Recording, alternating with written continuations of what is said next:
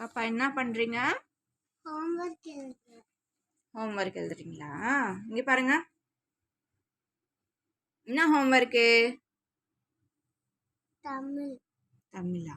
சரி. இது என்ன எழுத்துமா? ஓ. குட்.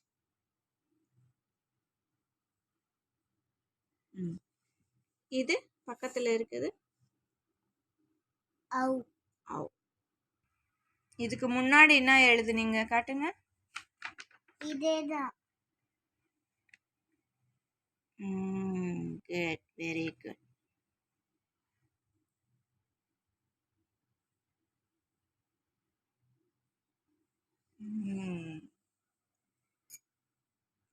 ஹாய் சொல்லுங்க.